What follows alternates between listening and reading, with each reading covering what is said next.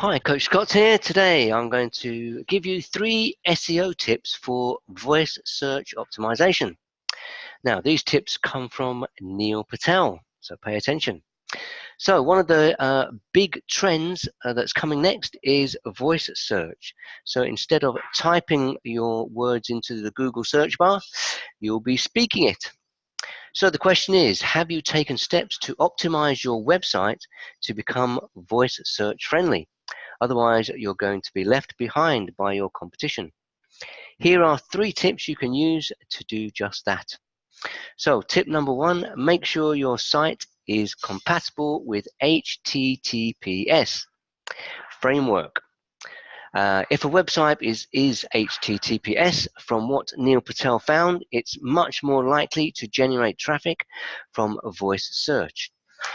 They've noticed that over 65% of results from voice search are sites that have HTTPS. So, tip number 2, build authoritative domain. This isn't going to happen overnight.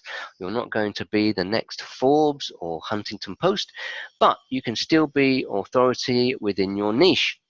What they found was that sites that have a lot of links and a lot of amazing content and social shares with good user experience, overall their authority, because they deserve to, and they are the ones that are getting the lion's share of the voice search traffic. And if you yourself don't have an amazing site, that's okay. Just do something to change it. Make your content better, make your design better, and reach out to people who link to your competition and ask them for a link.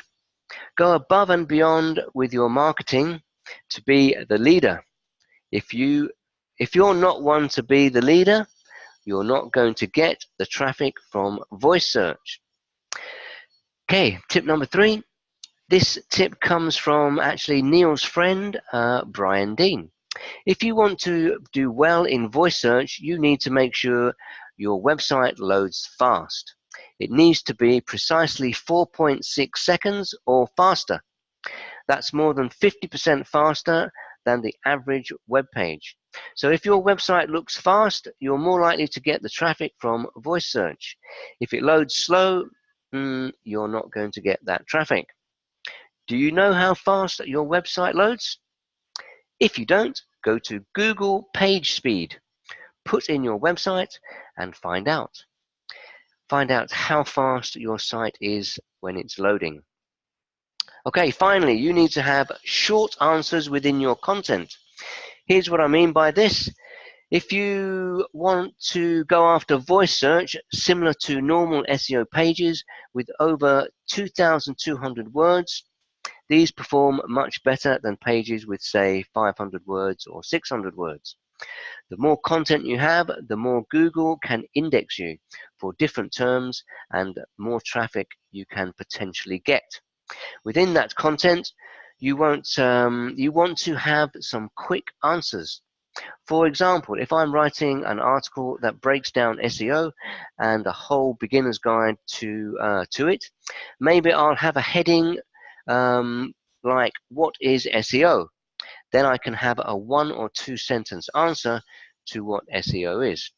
That's an example of in-depth content, how I can use headings in in-depth content and use short answers, because that makes it easier for Google to give answers to people's questions. So if you follow all of these tips, you'll be able to generate a lot more traffic through voice search. I know it's not so popular at the moment, and it won't make up the majority of your traffic, but you need to get on top of this, because eventually it will become more and more popular, and you don't want to be scrambling at the last minute to get that extra search traffic. So if you like this training, there's more. Click on the link below and go to my Facebook group.